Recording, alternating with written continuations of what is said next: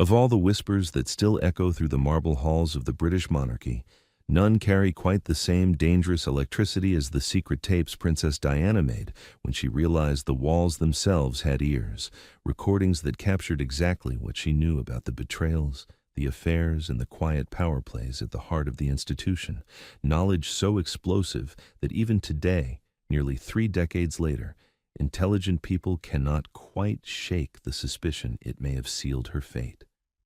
You and I, sitting here with the benefit of hindsight and the fresh revelations that have surfaced in the past year,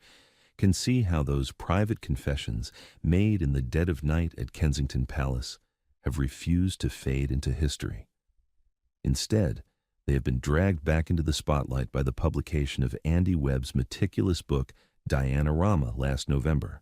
and the quiet unearthing of a handwritten will she tucked away for her sons, documents that once more remind us why the conspiracy theory surrounding her death simply will not die. She was not paranoid by nature, yet the woman who once danced so gracefully for the cameras began to speak into a tape recorder with the calm precision of someone who understood she might not be around to tell the story herself. A long-time family acquaintance close to those circles has described the atmosphere in those final years as one of suffocating vigilance, where every telephone line felt tapped, every member of staff weighed for loyalty, and Diana herself would sit alone after the boys were asleep, weighing every word before pressing record because trust had become a luxury the Princess of Wales could no longer afford. The long-term consequence of those tapes has been nothing short of seismic. They stripped the monarchy of its last remaining veil of mystery, turned private marital misery into public property, and left an entire generation questioning whether the crown could ever again command unquestioning deference once its human cost had been laid bare on cassette. Picture her there, if you will, in the soft lamplight of her private sitting room, the same woman who had walked down the aisle of St. Paul's as the fairy tale bride, now reduced to pressing the red button on a small dictaphone while the rest of the palace slept, her voice sometimes cracking with the weight of what she was about to say, yet never once faltering in its resolve. Inside her head, the monologue must have been relentless, the realization that the man she had married had never truly wanted her, that the family she had joined viewed her as an inconvenient ornament rather than a partner, and that speaking these truths might be the only way to protect her sons from the same gilded cage. The pressure around her was palpable, the sort of invisible vice that comes when even your closest aides are reporting back to higher powers, and the newspapers seem to know your every move before you make it. One can only imagine the quiet dread that settled over Kensington Palace each evening, the click of heels in corridors that suddenly stopped when she appeared, the sense that the very institution meant to protect her was instead measuring her for removal. Those recordings, handed first to her trusted friend Dr. James Colthurst, and later forming the backbone of Andrew Morton's 1992 Bombshell book,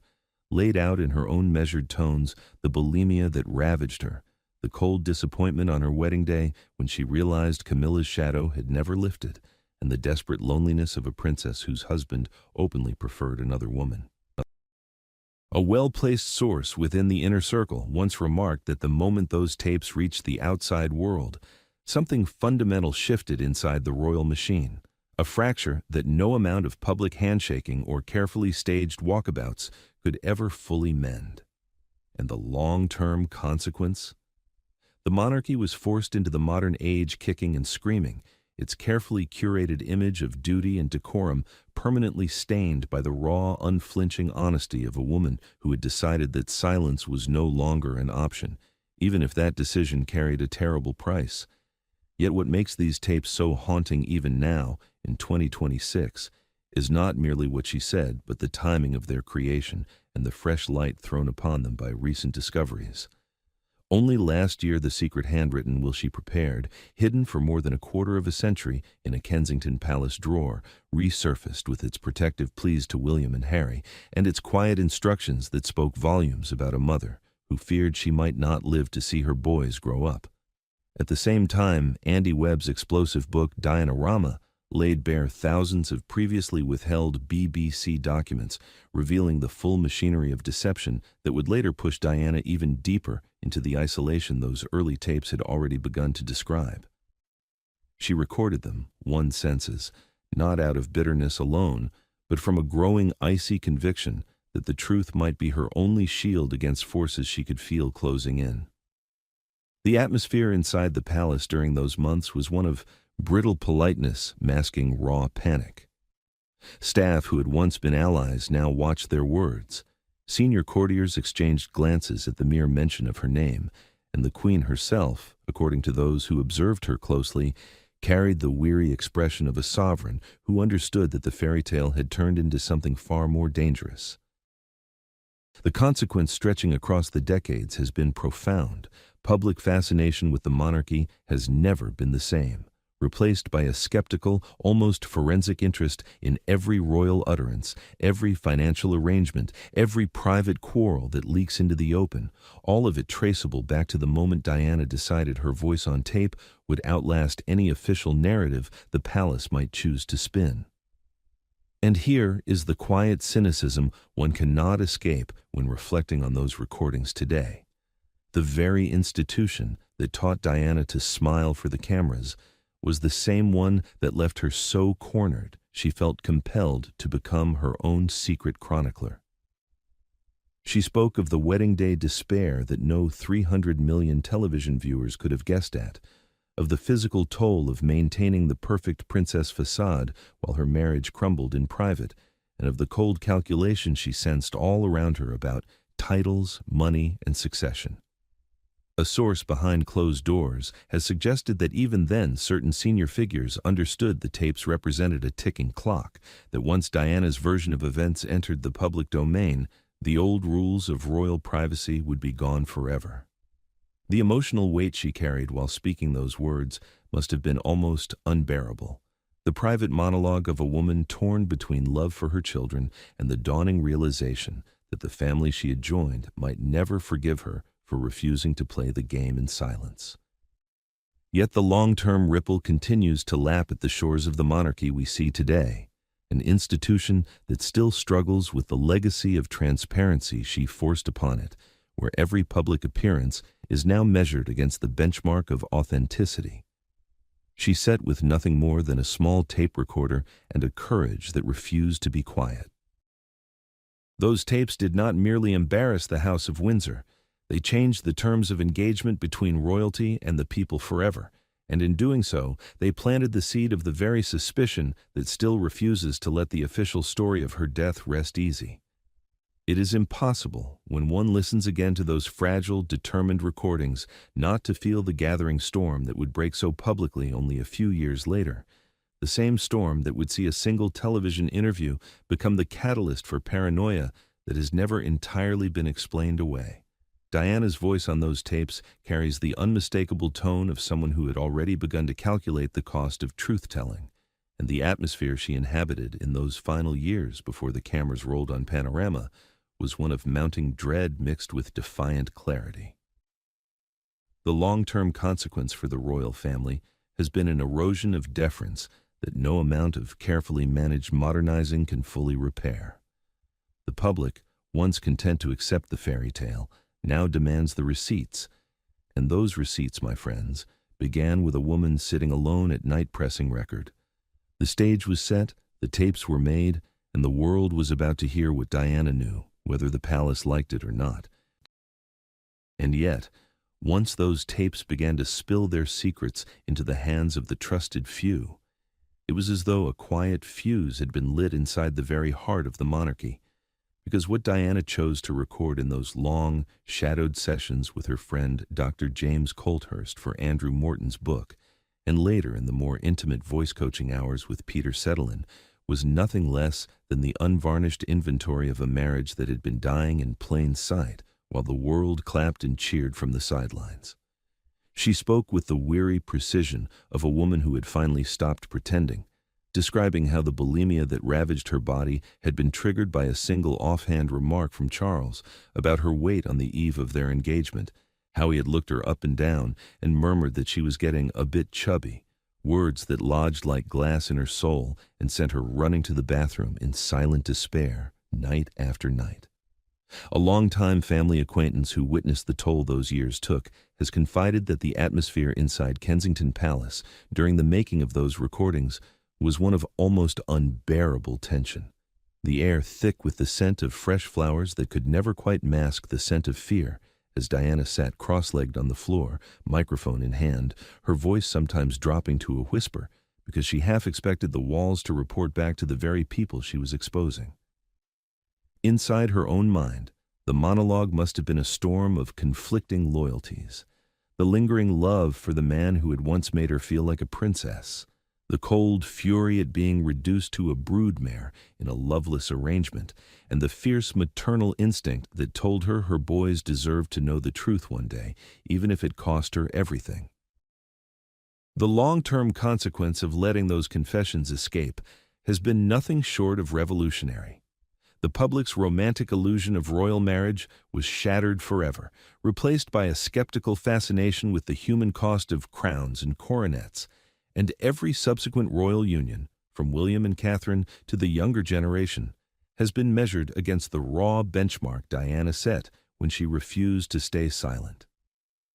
Listen again, if you can bear it, to the way she described her wedding day in those settle-in tapes, the same glittering occasion that 750 million people around the world watched in breathless awe. And you will hear the voice of a young woman who felt like a lamb to the slaughter, scanning the congregation for the face of Camilla Parker Bowles, and realizing in that moment that her fairy tale had already been written by someone else. She spoke of the very odd nature of their intimate life, how Charles's passion seemed to ebb and flow according to the rhythm of his other attachments, how the physical side of their marriage had become a duty rather than a delight, and how the birth of Harry had somehow marked the beginning of the end in ways she could never quite articulate without her voice cracking. One can only imagine the private anguish that flooded through her as she replayed those memories into the recorder, the heavy silence of the room pressing down, while outside the palace the machinery of state carried on as though nothing were amiss, courtiers exchanging knowing glances in the corridors, and senior royals maintaining the facade of harmonious duty. A well-placed source within the inner circle once let slip that the moment those tapes began circulating among a tiny trusted group, the atmosphere shifted from polite tolerance to something far more calculating, as though the family understood that Diana had armed herself with truths that money and titles could never buy back. And the decades-long ripple of those revelations has altered the very DNA of how we view royal marriages today. What was once accepted as the necessary price of privilege is now dissected for every sign of emotional neglect, every hint of financial disparity, every quiet quarrel that leaks into the open, leaving the institution permanently on the defensive and the public permanently hungry for more. The money, of course, was always part of the poison, because even as Diana poured out her heartbreak onto those cassettes, she was acutely aware of the vast financial machinery grinding away behind the scenes, the settlements and trusts and private fortunes that kept the show running while her own sense of self-worth crumbled. When the divorce finally came in 1996, the figure that stunned the nation was the £17 million lump sum she received, a sum so eye-watering that Charles was forced to liquidate assets, and the tabloids feasted for weeks on the spectacle of royal wealth being carved up like a particularly juicy joint at Sunday lunch. She spoke on the tapes of the cold calculations that surrounded every discussion of titles and allowances, of the way her boys' futures were leveraged as bargaining chips, and of the quiet realization that in the eyes of certain palace figures she had become an expensive liability whose silence carried a very high price tag indeed. The atmosphere in those final months before the decree absolute was one of brittle negotiation masked as civility, lawyers shuttling between households, staff torn between loyalties, and Diana herself pacing her drawing room at night with the quiet fury of a woman who understood that love had been reduced to a line item on a balance sheet. A source behind closed doors has suggested that the sheer scale of the settlement only deepened the resentment in some quarters, because it proved that even a princess who had given everything could still walk away with a fortune that made the old guard distinctly uncomfortable. The long-term consequence has been a permanent change in the public gaze. Royal divorces are no longer private tragedies, but public audits. where every penny, every property, every future inheritance is scrutinized and gossiped over, reminding us all that behind the tiaras and the titles, there has always been the cold arithmetic of money and power. What strikes one most forcefully when revisiting those raw confessions today, especially with the renewed spotlight thrown by last year's wave of documentaries and the publication of Andy Webb's meticulous Diana Rama, is how Diana's voice on those tapes carries the unmistakable timbre of someone who had already begun to measure the cost of her own honesty. She spoke of confronting Charles about his mistress, of breaking down in tears before the Queen, and receiving only the weary advice to put up with it, of the self-harm that left scars no amount of foundation could ever cover, and of the desperate loneliness that drove her to seek comfort in places the palace would later condemn as reckless. The pressure inside those sessions must have been immense. The knowledge that every word committed to tape was a step further away from the protection of the institution that had once promised to cherish her. Yet she continued because, as those who knew her best have quietly observed, the need to be heard finally outweighed the fear of what might follow. The heavy atmosphere of betrayal hung over every recording like a London fog, the sense that even her closest allies were being quietly sounded out for their discretion, while outside the gates the press circled like sharks that had tasted blood. And the enduring consequence of those intimate disclosures has been profound. The monarchy's carefully polished image of emotional restraint has never quite recovered, replaced instead by a public that now expects, even demands, the kind of raw vulnerability Diana offered, and in doing so, forced the entire royal apparatus into an age of reluctant transparency it was never designed to survive. Yet the tragedy woven through every syllable of those tapes is that the very act of speaking her truth only tightened the invisible noose she could already feel closing around her. Because once the world had heard what Diana knew, the forces that preferred silence began to close ranks in ways that would prove far more dangerous than any marital quarrel or financial settlement. She recorded those sessions with the calm determination of a mother writing a letter to be opened only after she was gone, never imagining how quickly her private pain would become public property, and how that exposure would isolate her from the very protection she still, in her quieter moments, hoped the family might one day extend. The atmosphere shifted from mere suspicion to something colder and more calculated, with whispered meetings in palace antechambers and the growing conviction among certain senior figures that the Princess of Wales had become a loose cannon whose voice needed to be contained.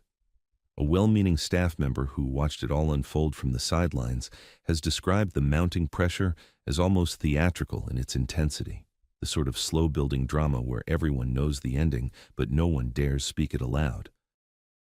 And the long-term consequence of that isolation, born directly from the courage she showed on those tapes, has been a monarchy that still bears the scar of her honesty, an institution forced to confront its own human frailty in the full glare of public scrutiny, where every future generation must now navigate the legacy of a woman who refused to let her pain remain private. The recordings had done their work. The world had listened, and the stage was now set for the next far more perilous chapter in Diana's story. And yet, once the world had absorbed the raw intimacy of those tapes, it became painfully clear that Diana had not merely confessed her personal heartbreak. She had documented something far more dangerous, a meticulous mental ledger of the betrayals, the double standards, and the cold calculations that ran like hidden wiring through the very foundations of the House of Windsor. Knowledge that transformed her from a discarded wife into something infinitely more threatening, a woman who could no longer be controlled by silence or settlement. She knew, with the precision of someone who had lived it from the inside, the full choreography of Charles's long-standing attachment to Camilla, how it had never truly paused even during their honeymoon, how private telephone calls had been arranged with the complicity of certain staff, and how the Queen herself had been quietly briefed on the situation years earlier, yet chose the path of dignified inaction rather than risk a public rupture that might unsettle the succession. A well-placed source close to palace circles once observed that the real fracture came not from the affair itself, which many insiders had long accepted as an open secret, but from Diana's refusal to pretend any longer, her growing inner monologue shifting from tearful disillusionment to a steely, almost forensic resolve that whispered to her nightly, "If they will not protect me, then I shall protect the truth for my sons." The atmosphere inside those gilded corridors had turned poisonous by the early 90s, a thick fog of whispered meetings in antechambers, sidelong glances exchanged over dinner tables, and the constant, low-level hum of staff surveillance that made every loyal retainer feel like both watcher and watched. While outside the gates, the press sharpened its knives, and the public began to sense that the fairy tale had always been written in invisible ink. The long-term consequence of that dangerous knowledge escaping into the daylight has been nothing short of corrosive. The monarchy's carefully preserved image of moral authority, of duty above all personal weakness, cracked open like an eggshell, leaving future generations to inherit an institution whose every private hypocrisy could now be held up to forensic public scrutiny, and whose financial arrangements, titles, and quiet favors suddenly seemed less like divine right and more like the grubby transactions of any other wealthy dynasty. One can almost hear her voice in those solitary hours, the quiet monologue hardening with each passing revelation she chose to commit to memory or tape, the realization that the Queen, for all her outward composure, had known about the parallel household being quietly maintained for Camilla, and had weighed the cost of confrontation against the greater cost of scandal. The way senior courtiers would exchange knowing nods when Diana's name was mentioned, as though she were the problem rather than the symptom, and the petty financial cruelties that followed, the way certain allowances were quietly tightened or staff loyalty bought with discreet promotions, all of it designed to remind her that in the royal world, money and status were the ultimate silencers. The inner circle quarrels that erupted behind closed doors were legendary even then, arguments over who would control the narrative, who would speak to the press first, and whether the Princess of Wales could be persuaded, pressured, or paid to fade gracefully into the background while the heir prepared for his second act. A long-time family acquaintance who moved in those circles has described the atmosphere as one of barely contained panic, the sort of pressure that makes teacups rattle in saucers during supposedly civilized lunches at Windsor, where the conversation danced around the real issue like courtiers avoiding a landmine. Diana's own growing conviction, born of those sleepless nights, was that the institution had never truly embraced her, only the image she projected, and that once the mask slipped, the machinery would move to protect itself at any cost, a cold calculation that involved not just titles and divorces, but the very architecture of public perception and private fortune. The enduring damage to the crown has echoed down the years in ways few could have predicted. Every subsequent royal scandal, every leaked conversation, every financial disclosure now carries the faint aftertaste of Diana's revelations, reminding the public that behind the pomp and the protocol lies a family as susceptible to human frailty, financial maneuvering, and bitter power struggles as any other, and that once the veil is lifted, it can never be fully restored. What made her knowledge truly lethal, of course, was the way it exposed the hypocrisies that money and titles had papered over for generations, the quiet acceptance of mistresses in high places while demanding flawless public performance from the women who bore the heirs. She understood, with a clarity that chilled those around her, how the same family that preached duty had turned a blind eye to Charles's parallel life, how vast estates and private incomes had been quietly rearranged to accommodate it, and how even the Queen's famous restraint masked a pragmatic acceptance that some rules were more flexible than others when the succession was at stake. Inside her head, the monologue must have been relentless in those final years, a mixture of sorrow for the girl she had been, and a hardening resolve that her sons would not inherit the same gilded prison without at least knowing its true dimensions. The poisonous atmosphere of suspicion seeped into every corner of royal life, turning casual conversations into potential betrayals, staff briefings into interrogations, and even the most routine palace diary entry into something that might later be weaponized in the court of public opinion. A source behind closed doors has suggested that the real fear among certain senior figures was not merely the affair itself, but the precedent Diana was setting, The dangerous idea that a royal consort could refuse to play the game and still command the sympathy of the nation, thereby threatening the entire delicate balance of deference and discretion that kept the monarchy solvent and respected. The long-term consequence has been profound and irreversible. The public's trust in the institution's moral compass was permanently recalibrated, replaced by a more forensic, almost cynical gaze that now questions every official statement, every financial arrangement, and every carefully staged family photograph, forcing the crown into an age of reluctant accountability it was never designed to endure. Yet, even as that dangerous knowledge simmered and the atmosphere thickened with unspoken threats, Diana found herself increasingly isolated, her once bright presence in the royal firmament now viewed by some as a liability, whose light needed to be dimmed before it exposed too much of the machinery behind the throne. The inner circle quarrels intensified, not just over the past, but over who would shape the future narrative, with factions quietly forming around the heir and the estranged princess, each side calculating the financial and reputational cost of the coming divorce settlement that would eventually run into tens of millions. She carried the weight of it all with that famous poise, but those closest to her sensed the cold resolve settling in, the private determination that if the palace would not speak the truth, then she would ensure the truth spoke for itself, whatever the personal price. The heavy pressure of those years, the sense of being watched and weighed at every turn, turned Kensington Palace from sanctuary to stage set, where every smile for the cameras hid the growing conviction that silence was no longer survival, but surrender. And it was precisely at this moment of maximum vulnerability, when her dangerous knowledge had made her both untouchable and expendable, that a single journalist stepped forward with an offer that seemed, in the heat of the moment, like the safest platform she might ever find. A man whose sympathetic manner and apparently impeccable credentials promised to let her tell her story once and for all, without the usual palace filters or the suffocating oversight she had come to dread. The trap, though none of them could see it yet, was already being quietly laid, and the next chapter would prove far more perilous than anything the tapes had prepared her for. And yet,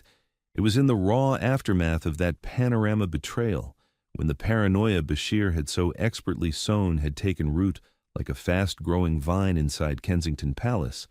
that Diana began writing the letters that would one day become the beating heart of every conspiracy theory still whispered about in 2026, handwritten notes that spoke not of mere marital bitterness, but of a woman who had come to believe, with chilling certainty, that her life was quite literally on the line. The most famous of them, the one she handed to her loyal butler Paul Burrell in October 1996, carried the stark warning that, "This particular phase in my life is the most dangerous. My husband is planning an accident in my car, brake failure and serious head injury in order to make the path clear for him to marry Camilla." Words set down in her familiar sloping hand, while the memory of Bashir's forged documents still burned fresh in her mind. A well-placed source close to palace circles has quietly observed that while the letter was undeniably the direct fruit of the terror unleashed by the Panorama deception, certain senior figures within the royal household had, perhaps unwittingly, fed the very atmosphere of distrust that made such fears feel plausible, the sort of low-level briefing and sidelong remarks that turned suspicion into something colder and more concrete. Inside her head, the private monologue must have been a torrent of desperate calculation as she sealed those envelopes, the fierce maternal love that made her want to leave a record for William and Harry in case the worst happened, the cold fury at being reduced to a disposable obstacle in the grand royal narrative, and the weary acceptance that money, titles, and the promise of a quiet life had all proved worthless against the machinery now arrayed against her. The suffocating pressure of those months was almost theatrical, every car journey accompanied by the phantom echo of brake failure, every corridor at Kensington Palace heavy with the sense of being watched, every late-night telephone call weighed for hidden meaning, while outside the gates the press and the public remained oblivious to the quiet drama unfolding behind the wrought iron railings. The long-term consequence of those letters surfacing has been nothing short of explosive. They have become the cornerstone of every conspiracy theory still circulating in 2026, the the documents that refused to let the official accident narrative rest easy, and even the recent release of King Charles's own angry private correspondence in 2025, in which he expressed fury at Burrell for ever making the notes public, has only poured fresh fuel on the fire by revealing just how raw the wound remains inside the family. One can picture her there in the small hours, the soft lamplight catching the tremble in her hand as she wrote, the same woman who had once danced so elegantly for the world, now reduced to scribbling warnings like a prisoner scratching messages on a cell wall, because the Panorama interview had stripped away the last illusion that the institution would ever protect her. The money and status quarrels that raged in the background only sharpened the edge of her terror. The £17 million divorce settlement may have bought her freedom on paper, but insiders knew it had also made her a continuing liability. A woman who could, if she chose, expose the financial strings that still tied the royal households together and the quiet arrangements that kept Camilla's parallel world comfortably financed. A longtime family acquaintance who watched the negotiations unfold has described the atmosphere as one of brittle calculation, where every discussion of allowances, security, and future titles carried the unspoken question of how far the Princess of Wales could be trusted not to turn those details into public ammunition. Diana's own inner monologue, one senses, had hardened into something almost prophetic. "If they want me gone, then I shall make sure my sons know exactly why." A desperate maternal insurance policy written in ink that could never be erased. The pressure inside those final years was relentless, the sense of being observed in every car, every plane, every foreign hotel corridor, the knowledge that her every move was now measured not for protection, but for containment, while the palace machinery continued its smooth public performance as though nothing were amiss. And the enduring consequence stretching into our own time has been profound. Those letters transformed a tragic accident into a permanent question mark, forcing every subsequent royal statement, every inquest, every documentary to confront the uncomfortable possibility that Diana had seen something the rest of us were never meant to know, and in doing so, they have kept the monarchy permanently on the defensive about its own past. What lends those notes their particular chill in 2026 is the way fresh revelations from Andy Webb's Diana Rama and the quiet unearthing of additional royal correspondence have shown just how seriously certain quarters took her warnings, even if they dismissed them publicly as the ramblings of a paranoid ex-wife. King Charles himself, in letters that surfaced last year, reportedly expressed private exasperation at Burrell's decision to reveal the documents, the tone carrying the unmistakable edge of a man who understood that once those words were in the public domain, the whispers would never truly die. The money angle was never far away. The vast estates, the Duchy of Cornwall income streams, the future coronation plans all depended on a smooth narrative, and a living Diana who could, at any moment, produce more letters or more tapes represented a financial and reputational risk that simply could not be ignored. One can only imagine the private terror that gripped her while she folded those pages, the suffocating weight of feeling that her own security detail might be compromised, that even the drivers she trusted carried the shadow of those imagined plots, that every friendly face in the royal orbit might be weighing loyalty against self-preservation. A source behind closed doors has suggested that the atmosphere of distrust Diana described was not entirely manufactured, that the palace's own culture of discreet surveillance and damage limitation had, in the wake of Panorama, created exactly the conditions in which such fears could flourish unchecked. The long-term consequence has been the slow erosion of the monarchy's ability to close the book on its most painful chapter. Every anniversary, every new book, every fresh documentary drags those letters back into the light, reminding the public that behind the carefully managed image of duty and decorum, there once existed a woman who believed, rightly or wrongly, that the institution she had served was prepared to sacrifice her for the sake of a cleaner succession and a quieter life for the man who would one day be king. Yet the true tragedy woven through every line of those prophetic notes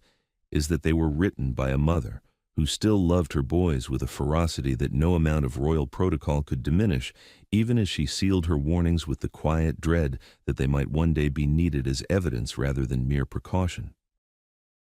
The quarrels over status and money had reached fever pitch by then, the divorce settlement still fresh while negotiations continued over security, titles, and the boys' futures, each side calculating the cost of silence and the even greater cost of further exposure. Inside Kensington Palace, the atmosphere had grown almost unbearable, a pressure cooker of whispered conversations, sudden silences when she entered a room, and the constant low hum of anxiety that turned every routine journey into a potential last one. Diana's private monologue in those final months must have been a heartbreaking blend of resignation and defiance. I have given them everything,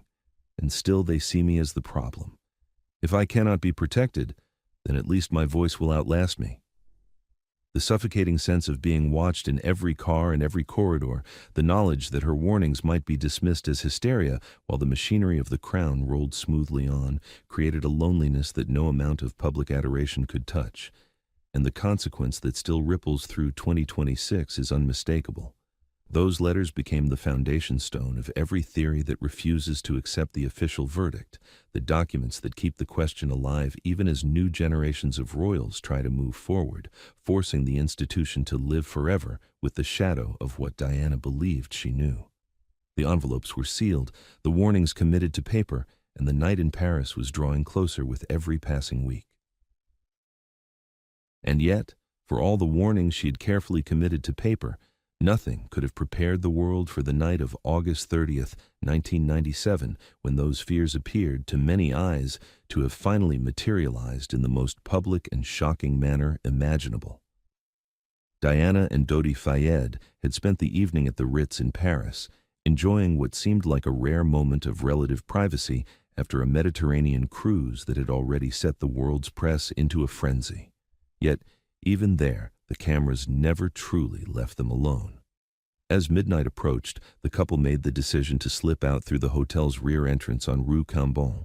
in an attempt to shake off the pack of photographers who had gathered at the front. Henri Paul, the deputy head of security at the Ritz, a man known to those inside the hotel but little known to Diana herself, took the wheel of a black Mercedes S280 while their bodyguard Trevor Rees-Jones sat in the front passenger seat. What followed in the next few minutes has been examined by 2 major investigations and countless hours of courtroom testimony, and the official conclusion has remained consistent. The crash in the Pont de l'Alma tunnel was a tragic accident caused by grossly negligent driving. Henri Paul was traveling at nearly twice the speed limit, his blood alcohol level later found to be more than 3 times the legal limit, with prescription drugs also present in his system. The car entered the tunnel at high speed, clipped a white Fiat Uno according to some witnesses, then swerved violently and smashed into the 13th pillar. Dodi and Henri Paul were killed instantly. Diana, terribly injured, was rushed to hospital but pronounced dead just after 4 o'clock that morning. Trevor Rees-Jones, the only one wearing a seatbelt, survived with serious injuries. The pursuing paparazzi, though morally condemned by many, were not found criminally responsible for the loss of control. Both the French judicial inquiry and the British Operation Paget investigation reached the same cold conclusion. There was no evidence of conspiracy, no tampering with brakes, no mysterious white car deliberately forcing them off the road, simply a perfect storm of speed, alcohol, and the relentless pressure of the cameras that had followed her for so many years. Yet, even with the weight of official verdicts behind it, the official story has never quite satisfied millions of intelligent people around the world. And one can understand why, when one remembers the letters she had written only months earlier, the secret tapes that laid bare the inner workings of the royal machine, and the paranoia that Martin Bashir had so expertly cultivated. A well-placed source close to palace circles has acknowledged that the timing, coming so soon after her very public warnings about an arranged accident, created an atmosphere in which suspicion was almost inevitable.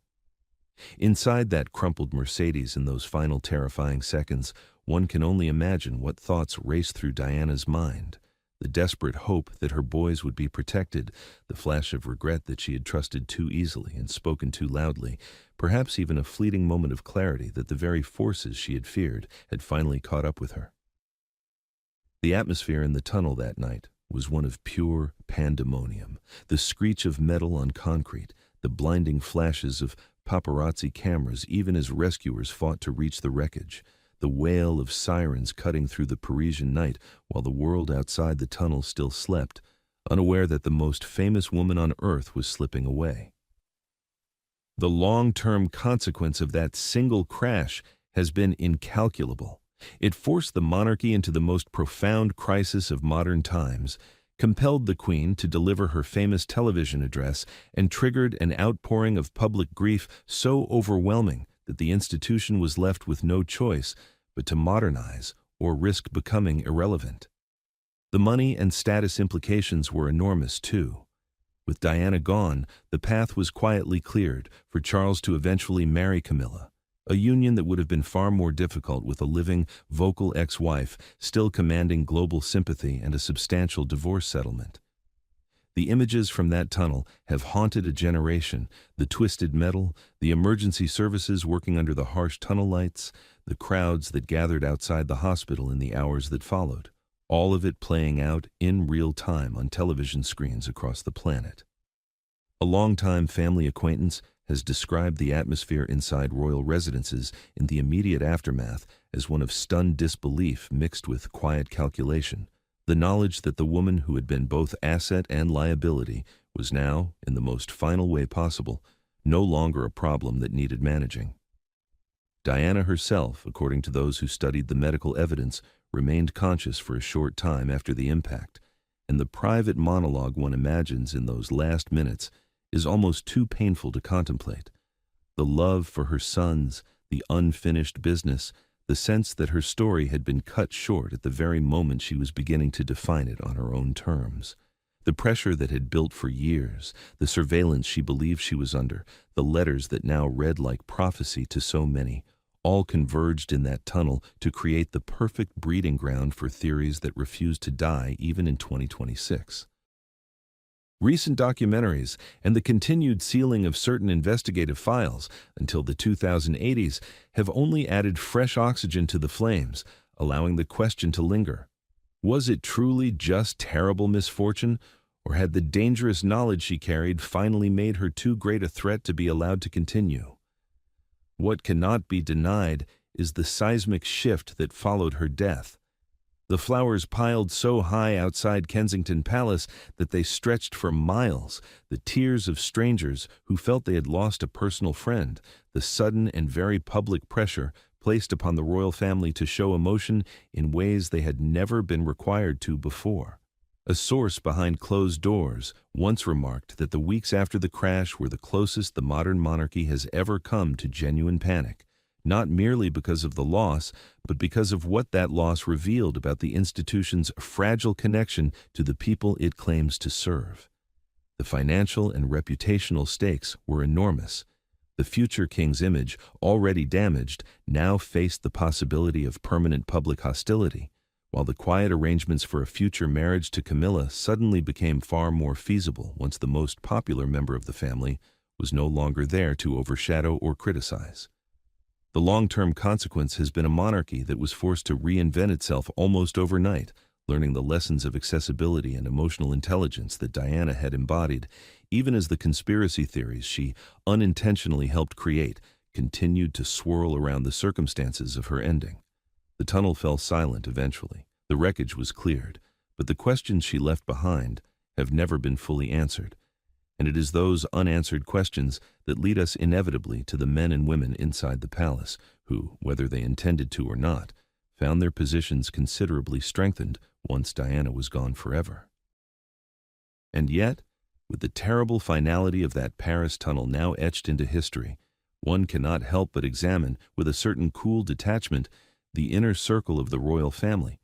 and how the removal of Diana from the equation quietly, almost conveniently, reshaped the landscape of power, money, and future happiness for several key players who had found her continued presence increasingly problematic.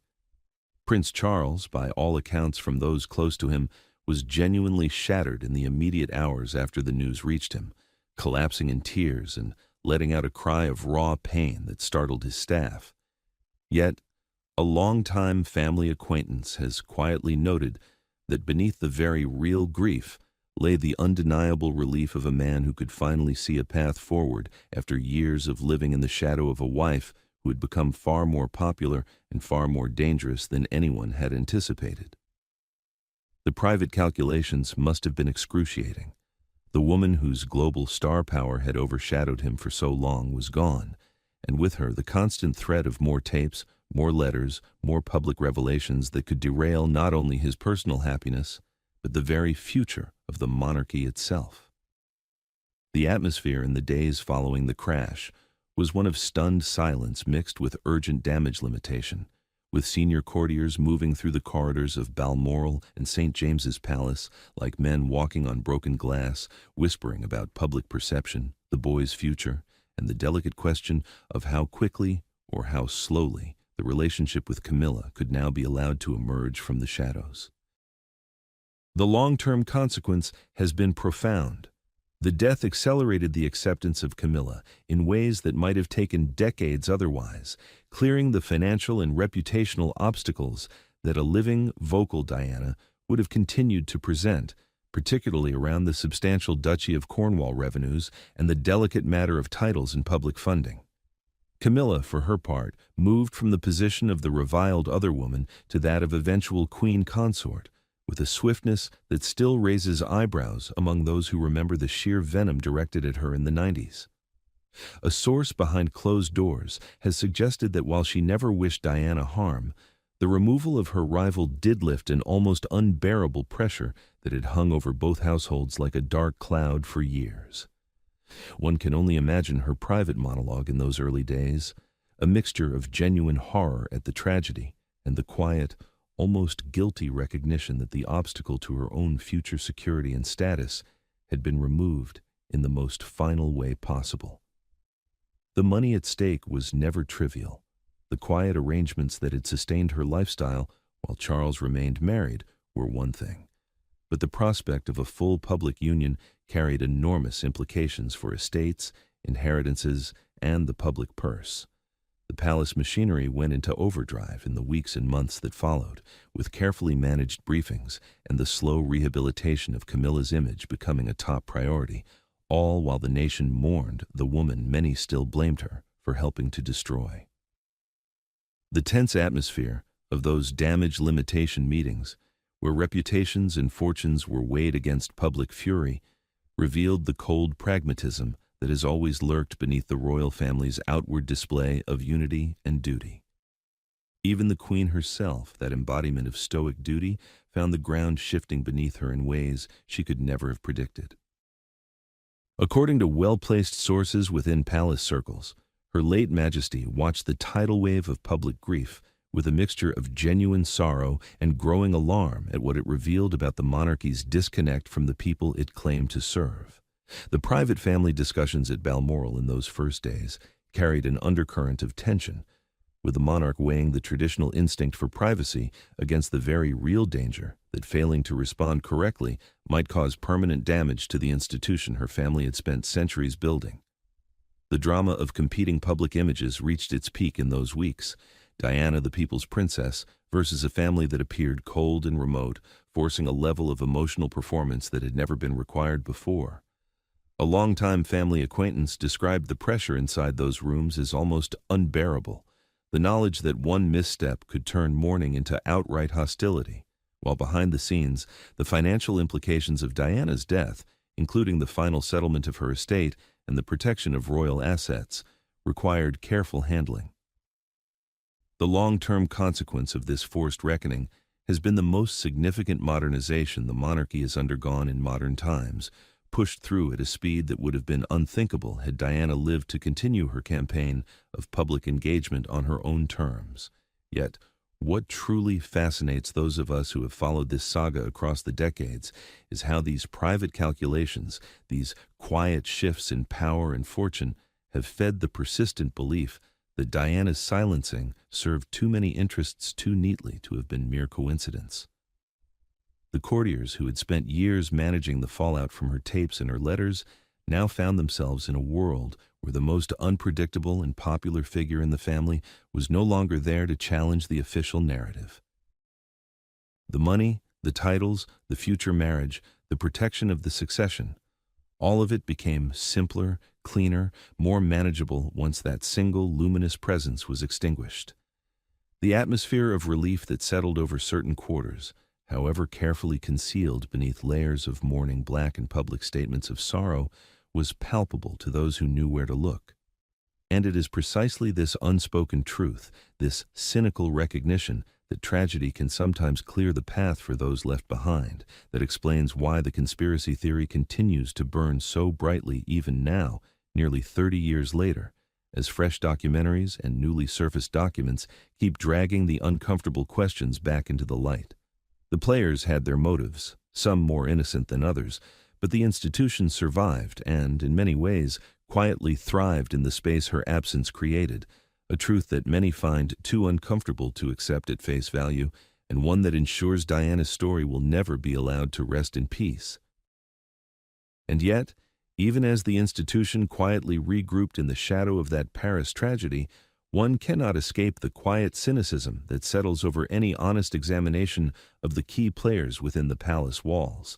those senior figures whose lives, fortunes, and futures were so profoundly altered by Diana's sudden silencing, a change that many have whispered carried the faint whiff of convenience, even if the official line has always insisted on accident alone. Prince Charles, the heir whose every step had been overshadowed by his estranged wife's luminous public presence, found himself navigating a world where the constant threat of further revelations, more tapes, more letters, more unflinching exposures of private hypocrisies, had vanished overnight, allowing him to contemplate a future with Camilla that would have been far more fraught with a living Diana still commanding the sympathy of the nation and wielding her £17 million settlement like a quiet weapon in the court of public opinion. A well-placed source close to palace circles has quietly observed that in those tense damage limitation meetings in the weeks before Paris, Charles's private emotional calculations must have been a storm of frustration and quiet resolve, the inner monologue of a man torn between lingering affection for the mother of his sons and the growing conviction that her unpredictable voice was eroding not just his personal happiness, but the very foundation of the monarchy he was destined to inherit. The atmosphere in those closed-door sessions was one of brittle urgency, courtiers exchanging clipped assessments of public polls and financial projections, while the air hung heavy with the unspoken drama of competing images, the dutiful prince versus the people's princess, and the knowledge that every leaked quarrel or financial disclosure could tip the balance further against the heir. The long-term consequence for the institution was a forced acceleration into modernity it had long resisted, with Charles's eventual marriage to Camilla in 2005 coming only after years of careful rehabilitation, a path smoothed by Diana's absence, but forever shadowed by the gossip that her knowledge of the affair's intricacies had made her a perpetual liability, whose silence, however tragically achieved, preserved the delicate arithmetic of titles, estates, and public deference. Camilla Parker Bowles, the woman who had endured years as the reviled shadow in Diana's fairy tale, emerged from the wreckage of that tunnel into a role that would one day make her Queen Consort, a transformation that a longtime family acquaintance has described as carrying the quiet undercurrent of relief mixed with the inescapable drama of having outlasted her most formidable rival. Behind closed doors, her own inner monologue in those final months before Paris must have been a complex weave of loyalty to Charles and the weary calculation that Diana's continued campaigns, her humanitarian glamour stealing every headline, threatened not just personal security, but the financial arrangements that underpinned a life lived in the royal orbit. The quarrels that simmered in the inner circle were legendary, whispers of jealousy over public adoration, money tied up in divorce settlements that could have funded endless exposés, and the status battles where Camilla's discreet presence was forever contrasted with Diana's global star power, creating an atmosphere of tense anticipation in palace drawing rooms where every newspaper clipping was dissected like evidence in a trial. A source behind closed doors has suggested that the pressure of those weeks was almost palpable, the sense that Diana's dangerous knowledge The full timeline of the affair, the Queen's tacit awareness, the staff complicity, could erupt at any moment and shatter the fragile equilibrium of royal respectability. And the decades-long consequence has been a monarchy compelled to embrace a more human face far sooner than it wished, with Camilla's ascent forcing a reckoning with public sentiment that might never have happened had Diana lived to continue her quiet war of words and images, leaving the institution forever altered by the drama of a love triangle that refused to stay private. The late Queen Elizabeth herself, that steadfast guardian of the crown's mystique, could not have foreseen how Diana's death would thrust her into the most public test of her reign, the outpouring of grief demanding an emotional response that clashed with the stoic traditions she had upheld for decades. According to those who moved in palace circles, her private reflections in the tense Balmoral gatherings immediately after the crash must have carried the weight of a sovereign balancing duty against the raw human cost. The inner monologue of a mother and grandmother who grieved for her grandsons while calculating the institutional peril of appearing detached from a nation in mourning. The atmosphere in those emergency meetings was one of high-stakes drama, advisors clashing over protocol and public relations while the flowers piled higher outside Kensington Palace, symbolizing the gulf between the royal family's private world and the public's demand for shared sorrow, with money and status at the heart of every discussion. The cost of security, the future of the duchy incomes, the potential for financial scandals if Diana's estate revelations continued unchecked. A well-meaning staff member who observed the fallout has spoken of the suffocating pressure that forced the Queen to deliver her unprecedented television address, a moment where the gossip of royal aloofness met the reality of a changing Britain, and where the quarrels over how to honor Diana exposed the deep fissures in the family's united front. The long-term consequence was an institution dragged kicking into the 21st century. Its modernization, from public walkabouts to reluctant transparency, accelerated by the very absence of the woman who had embodied the people's expectations, leaving the monarchy with a legacy of vulnerability it has spent years trying to armor against further drama. Even the courtiers, those shadowy architects of royal narrative, found their roles subtly empowered by Diana's exit, no longer burdened by the endless task of containing a princess whose tapes and letters had turned every private quarrel into potential front-page fodder. A source within the inner circle has confided that in the weeks leading to Paris, the damage limitation huddles carried an air of quiet desperation. The private calculations of men and women whose careers depended on preserving the facade of harmony while managing the financial fallout of Diana's independence, the settlements, the charity funds, the potential for more explosive disclosures about palace finances and favors. The gossip that swirled in those corridors was relentless, whispers of loyalty tests and leaked briefings, the drama of a household divided between those who sympathized with Diana and those who viewed her as a disruptive force whose silence would restore order to the moneyed machinery of monarchy. Inside their minds, the monologue was one of pragmatic survival, the recognition that her dangerous knowledge threatened not just reputations, but the entire ecosystem of titles, allowances, and discreet influence that kept the system running smoothly. And the enduring consequence has been a crown that modernized at breakneck speed, shedding layers of secrecy it once cherished, all because the players who remained understood that Diana's voice, had it continued, might have unraveled the very threads of deference and drama that held the institution together. Yet, it is precisely this web of motives, this quiet alignment of interests behind the palace gates, that explains why, even in 2026, with fresh whispers of heists on sealed files and revived theories from shows like The Crown, the story refuses to fade into the history books it so richly deserves. And yet, as we sit here in the clear light of 2026, with fresh waves of documentaries still airing, Andy Webb's Diana Rama continuing to provoke heated discussion, and the quiet resurfacing of that long-hidden handwritten will in which Diana pleaded with her sons to guard her memory, one is left with the inescapable sense that the conspiracy theory surrounding her death has become something far more enduring than mere speculation.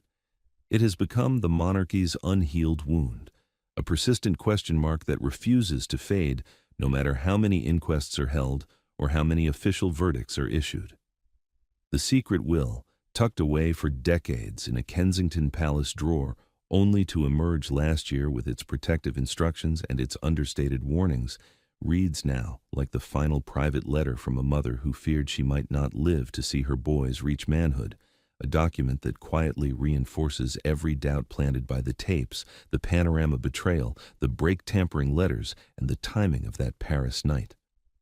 A well-placed source close to palace circles has observed that even senior figures who once dismissed such fears as the product of induced paranoia now privately acknowledge the damage done by the sheer accumulation of coincidence. The explosive knowledge she carried, the isolation that followed her public disclosures, the financial and reputational stakes that aligned so neatly after her death, and the way the institution appeared to breathe more easily once the most unpredictable voice in the family was stilled forever. Inside the minds of those who lived through it all, the monologue must still carry echoes of that terrible week in 1997. The raw grief for two young boys suddenly motherless, the quiet calculations of how swiftly the narrative could be reshaped, and the lingering unease that the public's grief might one day turn into something far more dangerous. Sustained forensic skepticism about the very nature of the crown itself. The atmosphere in the years that followed was one of cautious reconstruction, the palace machinery working overtime to project unity and renewal, while the flowers outside Kensington Palace slowly wilted, and the conspiracy theories took root in quieter corners of the internet and the popular imagination, nourished by every new leak, every unsealed file delayed until the 2080s, every documentary that dared to ask the question again. What keeps the theory alive, even among those who accept the official accident verdict, is the uncomfortable truth that Diana's death solved too many problems too cleanly for too many powerful people, and that the institution she once served has never quite managed to outrun the shadow she cast. The long-term consequences stretch across nearly 3 decades, like fault lines in marble. The monarchy was forced to modernize at a pace it would never have chosen, embracing public displays of emotion, greater transparency in finances, and a reluctant acceptance that royal marriages are now subject to the same scrutiny as any celebrity union. Charles's path to the throne became smoother without the constant counterpoint of Diana's humanitarian glamour and her willingness to speak uncomfortable truths. Camilla's ascent, once unthinkable in the glare of public disapproval, became possible precisely because the rival who commanded such adoration was no longer there to overshadow it. Yet, every coronation walkabout, every carefully staged family photograph, every discussion of royal funding carries the faint aftertaste of what was lost in that tunnel, the authenticity Diana forced upon an institution that had long preferred mystique to candor. A source behind closed doors has suggested that the real legacy is not scandal, but erosion.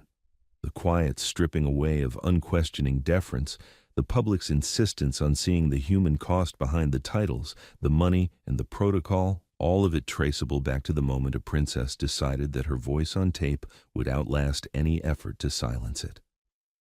The drama that once played out in private corridors now unfolds in full view, with every quarrel over inheritance, every whisper of favoritism, every financial arrangement dissected by an audience that learned from Diana never to take the official story entirely at face value. And so, we return, inevitably, to the tapes that started it all, the fragile, determined recordings made in lamplit rooms where trust had already become a casualty, the confessions that stripped the monarchy of its last comfortable illusions and left it permanently exposed to the light she insisted on shining. Those same recordings, revisited in fresh documentaries and referenced in the heated debates that still flare online, remind us that what Diana knew was never merely personal heartbreak, but a map of the hypocrisies, the double standards, and the cold pragmatism that money and crowns could never fully conceal. Her inner monologue, captured so vividly on those cassettes, was one of a woman who understood the price of truth-telling, yet paid it anyway, driven by the fierce conviction that her sons deserved to inherit more than a fairy tale. The suffocating pressure she endured, the surveillance, the isolation, the betrayal by a journalist she had trusted, culminated in a tragedy that the world has never quite accepted as simple misfortune, because the stakes were too high, the motives too neatly aligned, and the unanswered questions too persistent. In the end, the theory that refuses to die is less about conspiracy in the narrow sense and more about a deeper, more human suspicion that powerful institutions, when threatened, will protect themselves first, even at terrible cost.